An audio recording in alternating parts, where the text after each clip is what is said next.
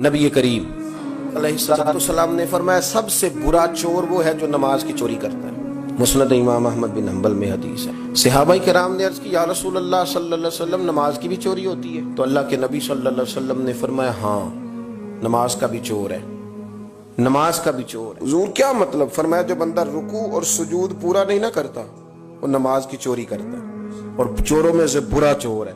آیا بھی ہے، وضو بھی کیا ہے، مسجد پہنچ بھی گیا ہے، پھر بھی اس کو جلدی بڑی جلدی۔ کچھ لوگوں کو آنے کی بھی جلدی ہوتی ہے مسجد میں، واپس جانے کی بھی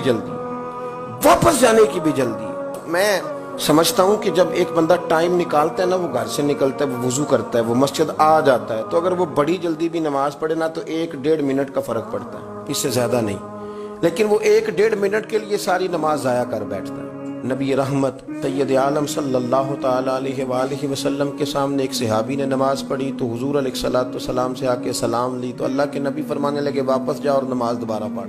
کوئی لفظ نہیں کہا اس نے، واپس گئے۔ صحابی تھے نا، میں اور آپ کسی کو منع کریں گے تو کہے گا کیوں جی، صحیح تو پڑھی ہے، واپس جاؤ نماز پڑھ۔ واپس گئے، نماز پڑھی، پھر آئے، سلام لی، حضور نے فرمایا واپس جاؤ نماز دوبارہ پڑھ۔ واپس گئے، پھر نماز پڑھی، تیسری دفعہ آئے تو حضور نے فرمایا نماز واپس کر، تو ہاتھ باندھ دیے۔ یہ جملہ اہل معرفت کے لیے ہے، وہ خوب سمجھیں گے۔ عرض کی سونیا مجھے تو پڑھنی نہیں آتی، محبوبہ مجھے سکھائی دیں، میری مدد ہی کر دیں۔ حضور پڑھنی نہیں آتی، بتائیں کیسے پڑھنی ہے؟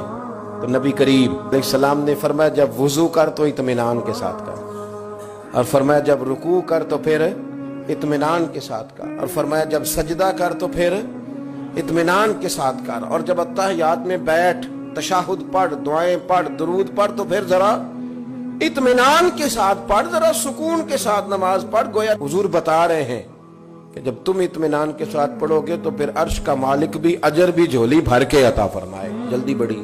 اور میں نے تو 2 4 5 جو میرے پیار والے سنگی ہیں ان کے ساتھ نماز پڑھ کے دیکھی ہے، تو میں نہیں پہنچ سکا ان کے ساتھ۔ بڑی کوشش کی ہے کہ چلو چھوٹی سے چھوٹی صورت پڑھیں، اور اللہ بہتر جانتا ہے کیسے پڑھ لیتے ہیں اور کیوں کر پڑھ لیتے ہیں، کچھ سمجھ نہیں آتی، وہ پڑھ لیتے ہیں اور بڑی بڑی رکھتے پڑھ لیتے ہیں۔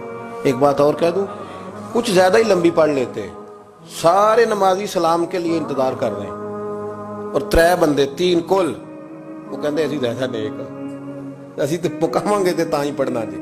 او خدا کے بندو، یاد رکھو جب لوگ انتظار کر رہے ہوں تو نماز مختصر ادا کرنے کا حکم ہے، اور اگر آپ کا شوق ہے، آپ ارادہ رکھتے ہیں، آپ میں چاہت ہے کہ میں نے نوافل زیادہ پڑھنے ہیں، تو مسجد کے سین میں بھی جگہ ہوتی ہے، بیسمنٹ میں بھی جگہ ہوتی ہے، آپ نے سارے لوگ لائن میں لگا دیے اور سب سے اگلی صف میں نماز پڑھ رہے ہیں، تو اس سے تو کئی خطرات پیدا ہوتے ہیں کہ شاید یہ سب سے بھلا نمازی ہے۔ کئی بندے پریشان ہو جاتے ہیں کہ یہ تو زیادہ نیک نکل آیا۔ آپ تھوڑا دیکھیں، غور کریں، چیزوں کو اعتدال میں رکھیں، معتدل رہ کے آپ کام کریں۔ ایک دوست نے مجھے ایک دفعہ کہا جی سلام جلدی شروع ہو جائے، میں ابھی نماز پڑھ رہا ہوتا ہوں، تو میں نے کہا آپ کے ساتھ اور کتنے لوگ ہوتے؟ کہتے 2 اور بھی تھے۔ میں کہ مسجد کل نمازی کتنے ہوتے ہیں؟ کہنے لگا جی نمازی تو بہت ہی زیادہ ہیں۔ تو میں نے کہا آپ 3 کو دیکھیں گے، باقی سب کو دیکھیں، اور مجھے اس بندے کی بھی فکر ہے جو بیچارہ لئیے سے چل کے آیا ہوا ہے، اس کو واپس لوٹنا ہے، اس نے کوئی بات بھی کرنی ہے، کوئی تھوڑا سا چلے حسب توفیق ہم نے کھانا بھی پیش کرنا ہے۔ چیزوں کو اعتدال میں رکھیں، ہر معاملے میں جلد بازی ہے، تھوڑا اطمینان کریں، تھوڑا سکون میں رہیں، تھوڑا اپنی طبیعت کو ٹھنڈا کریں، تھوڑا پیار کریں۔ اور پھر ایک اور مسئلہ ہے، آپ جب کسی کے ساتھ میل ملاپ کرتے ہیں تو بھی جلدی ہوتی ہے، کہتے ہیں یہ فٹافٹ میری طبیعت سے سیٹ ہو جائے، جو میں کہہ رہا ہوں فٹافٹ مان جائے۔ بھئی ذرا ٹھہریں تو صحیح، ذرا ٹھہریں، تھوڑا ربط بڑھائیں، تھوڑا تعلق بڑھائیں، تھوڑا دیکھیں، پیار بڑھ جائے گا تو پھر بات بھی آگے بڑھی جائے گی۔ لیکن آپ نے تو جلدی کر دی، آپ نے 1 منٹ ہی نہیں لگایا، اور جلدی سے آپ نے سارے معاملات خود بخود ہی طے کر لیے۔ اطمینان، سکون، وقار، یہ آپ کو